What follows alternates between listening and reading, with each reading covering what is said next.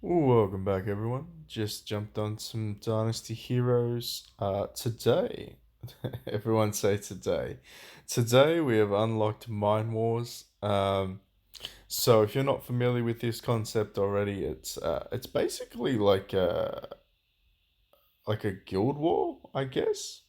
Oh yeah, it would be like a guild war, like a mini version of a guild war.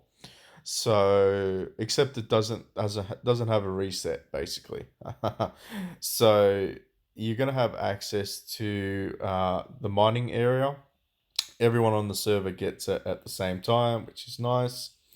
But there are some key nodes. As you can see, a lot of the bigger guilds have jumped onto and I'll butcher most of these names. Chang'an, Zhu Chang, Lu Jiang, So Chang.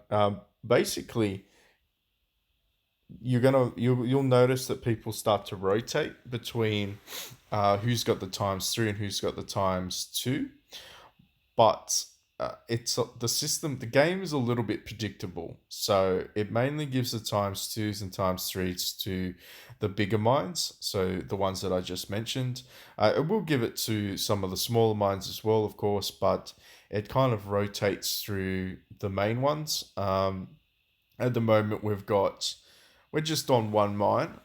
We'll eventually, when this reaches 20 members, I believe that is the maximum that you can have of the same faction, or sorry, should I say, the same guild before you get decreases in your output. So to explain it, if everyone in the Legion occupies, you get an extra 20%. If you're monopolizing it, you get an extra 30%, but it'll actually start to drop down if there's more.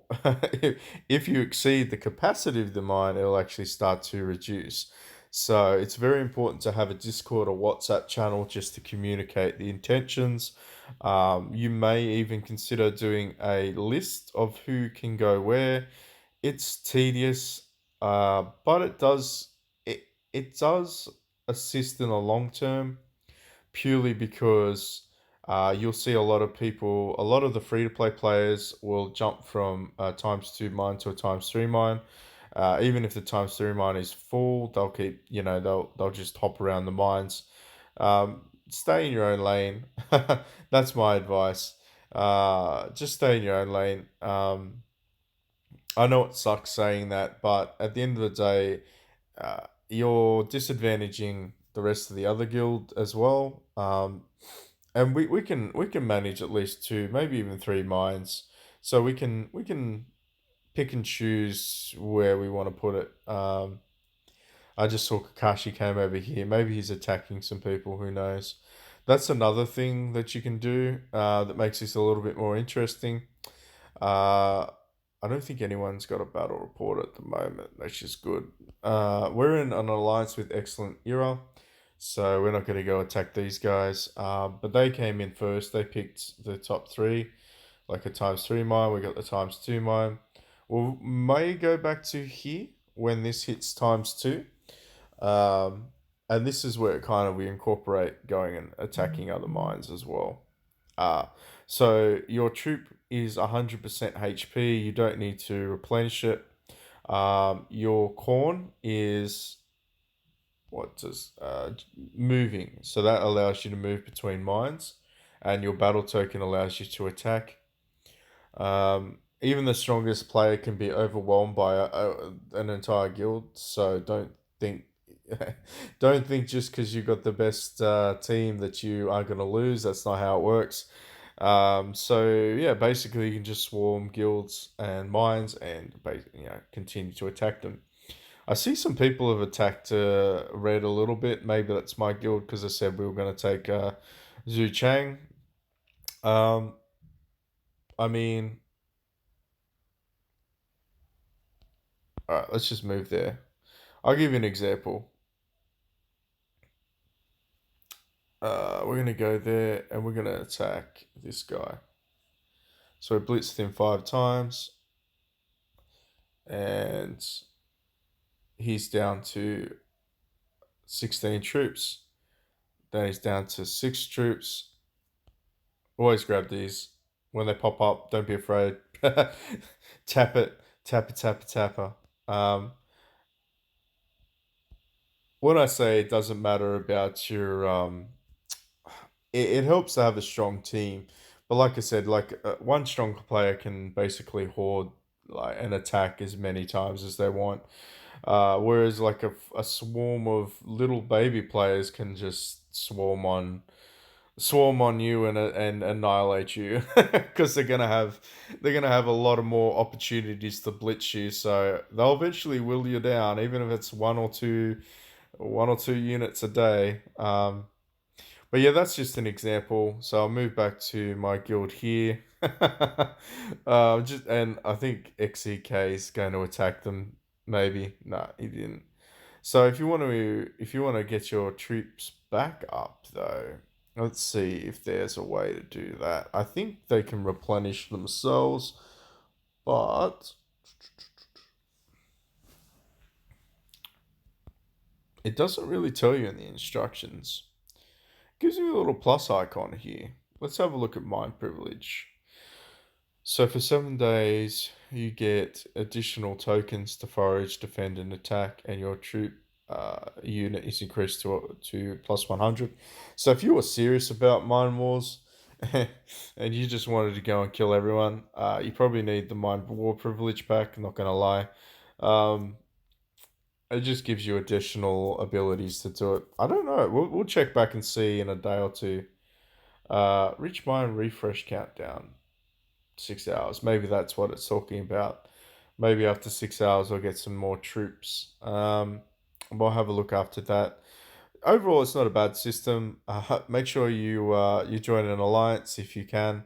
So we're with the where are we? Benefits, no events. So it's ourself and Excellent Era. So the top two legions are in alliance together, purely for mine reasons, and for legion battle, it makes it a little bit more. What's the word? It's easier to manage because if you're constantly having to watch your back, you're constantly having to attack or worry about being plundered by either the top guild or the second top guild. Yeah, it makes it exciting, but at the end of the day, you just want to have fun. You don't want to start wars for no unnecessary reason. So we'll pretty much just maintain the control over this server group until we merge, which will happen eventually when people fall off the game. It's a natural conclusion. That's pretty much all I wanted to cover for the mine event. It doesn't increase or change at all. So once you're there, you're locked in. It's basically finding the mines that have times two and times three and controlling them. Um, Another thing that I probably should say is make sure you do your warrior instance, your story mode, and your warrior instance. You'll get little boss challenges like this that pop up every 3 times, so every 3 days. You should be clearing one stage a day, so every 3 days you get an additional 500 ignites and 800 warrior souls. So make sure you do that. Also, make sure that you are smashing every day. Make sure you're smashing. The reason is you need to, and hopefully I get one now. Yeah. So you need to get these guys. So you need to get barbarians because at this point of the game, artifacts are what's going to make or break your team. So if you don't have these artifacts upgraded for your team, you're going to get annihilated. You'll notice for some reason you went from being very good in PvE and PvP to getting your ass kicked. So the general strategy is to and we'll just jump back into it. Also, there's some additional rewards as you start out for sharing your barbarians and killing barbarians. These are very important. This currency right here, Artifact Stone Advanced, is extremely important. The reason being is you want to push your one of your heroes to plus 25. So for me, it's Bunny Girl, Zhao Q. because she has an ability, and I'll show it to you real quick. After releasing this is at grade 25. After releasing the skill, provide one invincible life steal shield for two allies with the lowest HP lasting round one.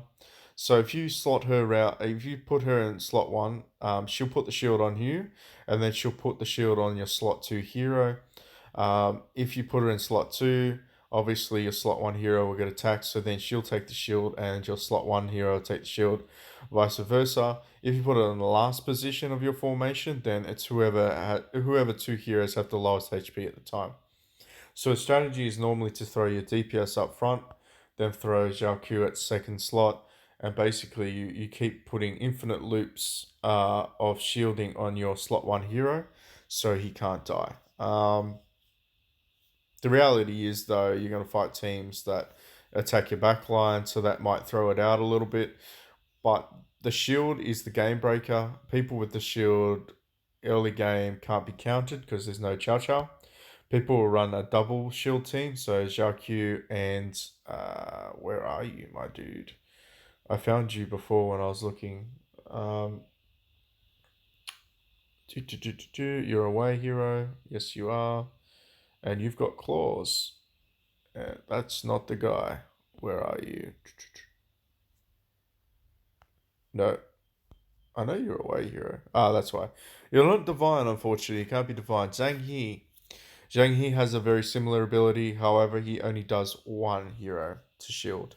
So he attacks the back line though. So he's good with another guy who combos the back line, which I see a lot of teams will use. Bunny Girl, him, and the guy that attacks the back line. I'll show you. I'll show you just for continuity. Let's just do that. So he can be divined. Where is he? Yep. So Zhang Liao. So Zhang Liao basically combos with Zhang He, and he attacks all of the back line. He's very strong. He has a very strong combo, because a lot of the time you'll notice that people will put their weaker heroes in the back line, like their support heroes, and yeah, most of the time they're the ones that get one shot. That's pretty much the early game strategy until you hit around level 90. Then people start to incorporate larger teams. I see some people push it to level 100 with a four-man team. It works. If it works for you, go ahead, but you'll eventually start to fall off out of the meta when Chow Chow's insignia becomes available, because it reduces the number of targets that the enemy can hit. If there's only four people on the team, chances are the person's going to hit you and remove your shield, so it's almost like the team becomes a little bit obsolete. Because it's not really a high damage dealing team as well. It depends mainly on your who your avatar is as well, because a lot of people will. I mean, at that point, if you're going to run that four-man team, you probably want to run an additional support avatar. I mean, you might even want to run Pang Tong, but who knows? I'm not going to play that team, so I can't really talk too much about it. But yeah, that's pretty much it at this point of the game. Everyone's going to be pushing to maximize their artifact to level 25. I would suggest doing protagonist to level 25 second because of the avatar card. If you don't know, avatar cards event will come around at some point. I think this month we'll get it. We might have to wait till January, but I have a feeling it will be this month that it'll come on this server. Um, but basically, you can get legendary and divine avatars now, and that's the game changer. RNG, complete gotcha event, but if you get the RNG to get that avatar card, you probably are going to dominate your server. You're going to be beating people with divine heroes, just because double Zhao Q at the moment on this level server, it's almost impossible to kill. Plus with gunning, he's gonna if you start getting his exclusive insignias, which is what I would advise to go, is go for your solo target DPS when you unlock insignias for them. Go exclusively for your single target guy, get him 1 in 1,000, get him rides alone, and watch him decimate, because you're gonna get a gunning insignia. I'm off topic, but I'll ramble along. It'll make sense to you eventually. Gunning insignia gives you +1 anger, so you're gonna give that to him, and then you're gonna give him ride alone and 1 in 1,000 when the events drop for you to get divine insignias, I would strongly recommend giving it to your single target hero if you're running a four-man team, because you're going to watch him decimate entire teams in round one, round two. Um, but yeah, I'm going to leave it there. Thanks for watching. If you'd like to see some similar content, if you have any questions, let me know. Hit me up in Discord, hit me up in the comment section. Shout out to Fallen. Keep going, keep going. We're definitely in contention for number one guild on the server.